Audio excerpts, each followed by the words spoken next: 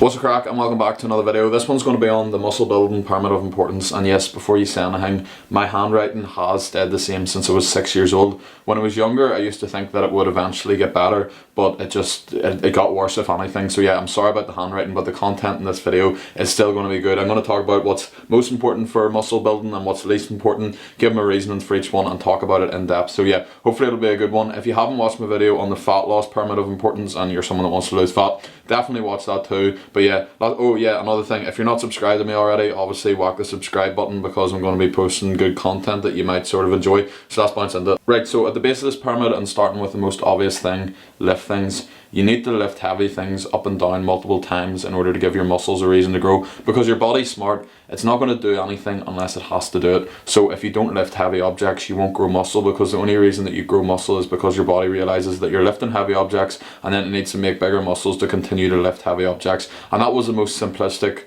definition of how to build muscle ever. But lift heavy objects, body go, fuck, we need more muscle to continue to lift heavy objects, and then that's how you build muscle. But obviously that's all I really need to say about lift things, because like I didn't even have that in the pyramid, but I was like, I can't talk about progressive overload before I talk about the most important thing, which is actually lifting objects up and down. Like, you could have someone that doesn't do, like, take for example people that build a lot of muscle through their job. They're literally just lifting heavy things up and down multiple times. They're not even worried about necessarily progressive overload, protein, rest, recovery, their training split, supplements. They're not worried about anything. Just by simply lifting things up and down, you're going to build muscle, because your body needs to build muscle to continue to lift things up and down. So obviously that's the first thing, you need to lift things up and down. Right, so once you've mastered the art of lifting things up and down, you need to begin to apply progressive overload, because as I said before, your body doesn't grow muscle unless it has to. And while at the start lifting weights is going to help you grow muscle, if you continue to lift the same weights without progressively overloading, the muscle is going to stay the same, because your body will adapt to that stress and be able to tolerate it, so will have no reason to continue to grow muscle. So progressive overload is quite literally just doing more than you done last time, and it can be more sets, more reps,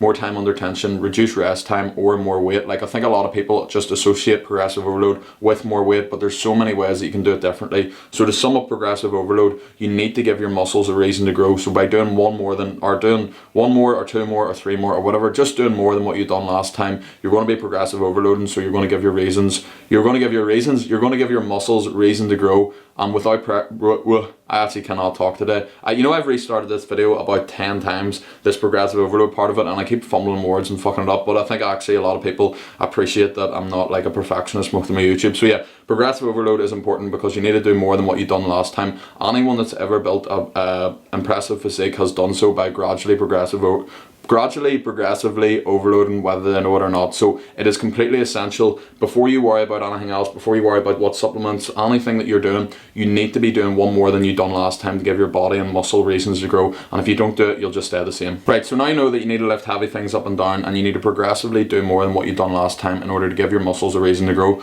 Now let's talk nutrition, because it's definitely the next most important thing. If you don't have your nutrition in check, all the hard work that you're doing here and here is basically going to be worthless, because the process of your muscles actually repairing and growing is known as muscle protein synthesis.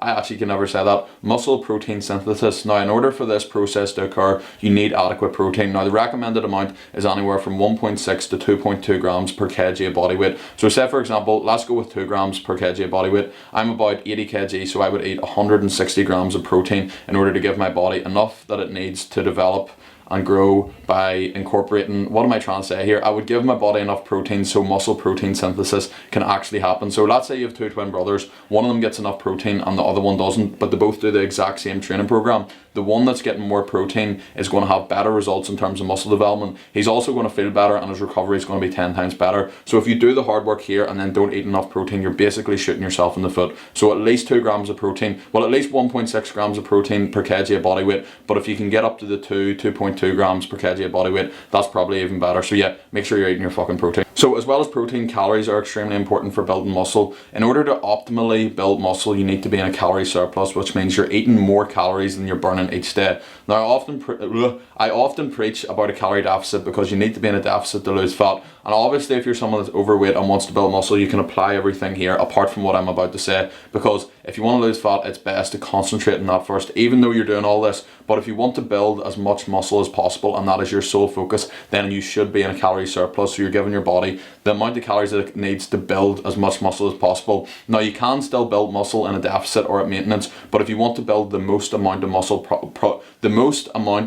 possible, you want to be in a calorie surplus. Now this doesn't mean that you just go crazy and eat whatever you want. Only a 200 to 300 surplus, so you're only eating 200 to 300 calories above your maintenance, because there's only a certain amount of muscle that you can gain at any one time. So when you're eating 200 to 300 calories above your maintenance, you're going to be gaining muscle and fat like that, but anything above 300, you're just gaining fat. So don't overdo the surplus, only eating a slight surplus. I would definitely still track your calories, but just be aware of that and sort of look where your goals are at the minute. Like, do you want to lose fat first? Then obviously you need to be in a deficit. Obviously I said obviously twice in the space of like 2 seconds, but yeah, if you're overweight, be in a deficit. But if your sole focus is to build muscle, the most optimal way to do that is to be in a calorie surplus. Right, now you know the crack with your training and your nutrition. Let's talk about rest and recovery, because something that a lot of people don't actually know is your muscles don't grow while you're in the gym. Like when you go to the gym and you're doing that hard work, you're damaging your muscles, but they're not actually growing in the gym. Your muscles grow during your rest. So when you're resting, when you're resting and recovering, that's when muscle protein synthesis occurs, and that's when your muscles actually grow. So if you don't have adequate rest and recovery, you're not going to grow muscle. Like, so ideally you want to have 48 hours rest in between training the same muscle group. This means that your body has 48 hours rest after training that muscle group to repair it, grow it, and actually get you some results. So say you smash arms every day,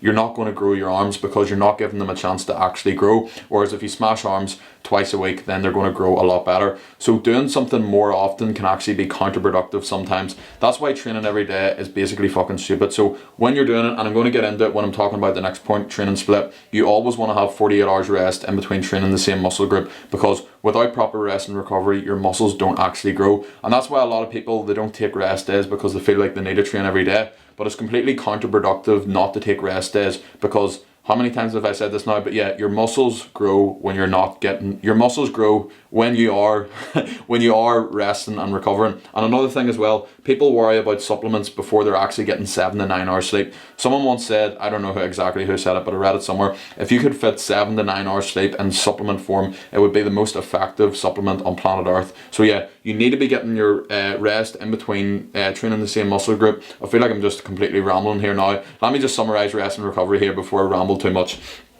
48 hours rest in between training the same muscle group, 7 to 9 hours sleep each night, and you're fucking sweet. Make sure your training plan's structured so it includes rest days, and don't be like completely hammering yourself because it's counterproductive. Right, so now let's talk about split. Now your training split is just how you split up your training throughout the week. There's lots of different splits, and each of them basically works the same as each other, as long as you're applying progressive overload and getting your active rest and recovery. If you're doing all of these things here, the split is the least most important thing. The least most important thing, that definitely didn't make sense. Now saying that, there is a few ground rules for an optimal training split. So like we said here, you want 48 hours rest in between training the same muscle group, and you want to hit each muscle group twice per week ideally, because studies show that hitting each muscle group more frequently is better than just smashing it all in the same day. So like, say for example, a lot of bodybuilders and stuff do like just like legs one day, then arms, chest, shoulders. Studies have actually shown that like it's better to can't even talk here. It's better to do each muscle group twice per week. So instead of doing like each muscle group per day, you would do something like, if you're only training 3 days, right, this is the ground rules.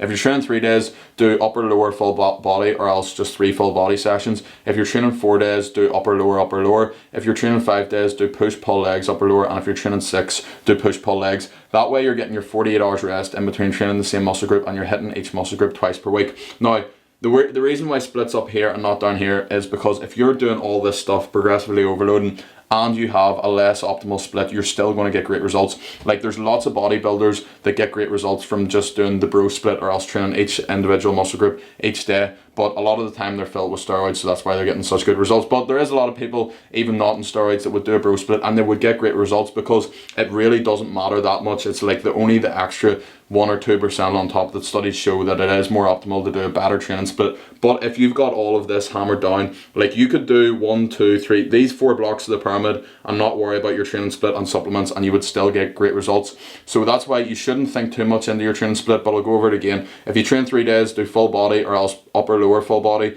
If you train 4 days, do push pull, no, do upper lower. I'm messing this up completely.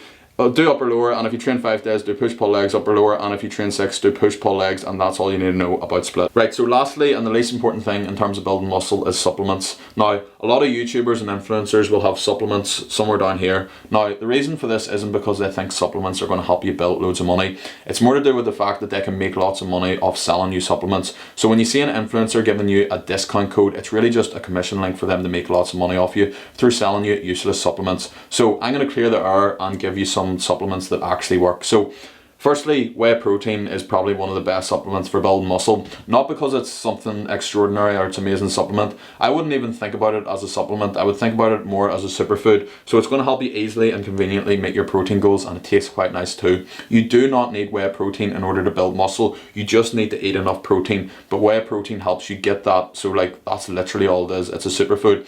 Nextly is creatine monohydrate. Now, this is one of the most researched supplements out there. It helps with muscle development, rest, recovery, traps water. Like, I have a full video on creatine, so if you're unsure about it, watch it, but it genuinely is useful. And on top of that, pre-workout. I don't actually take pre-workout myself because I just don't like the idea of being dependent on something, but pre-workout is an effective supplement that you can take as well. That's the 3 main ones in terms of building muscle, and then general health, vitamin D and omega-3, and that is literally all you need to know. Don't worry about so much about, like, you don't even need to take supplements at all. They're just that extra 1 or 2%, but in the industry that we're involved in, or the fitness industry, like, so much is just about money. People care so much about making money that they don't give a fuck. They'll literally promote anything to you. So take it from me, creatine, protein, pre-workout, and then for your general health, vitamin D, omega-3, and you're fucking sweet. Do not worry about protein, or do worry about protein. Don't worry about taking loads of supplements before you've got everything else dialed down, and then them ones that I just listed are the only ones that you need. So that is the full pyramid, and as you can see here, running up the sides we have consistency, because you could do everything on this pyramid, but if you don't do it consistently, you're not going to get results. And like, yeah, that's all I have to say about consistency. Like, there's not much to say about it. You need to do everything consistently and you'll get results. And my mouth is so dry. It's took me so long to do this video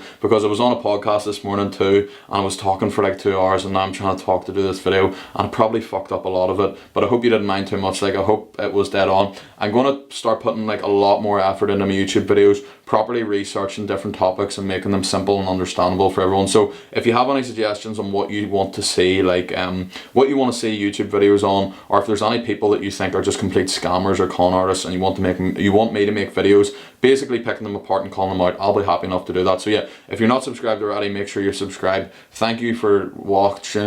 Can't even talk. Thank you for watching this video, because I feel like I completely dragged it out and my mouth is like absolutely fucked here. So yeah, my videos are going to get better. I'm going to start grinding YouTube more. Sorry I haven't uploaded in like 2 weeks. I'll get back on the grind and see you next week.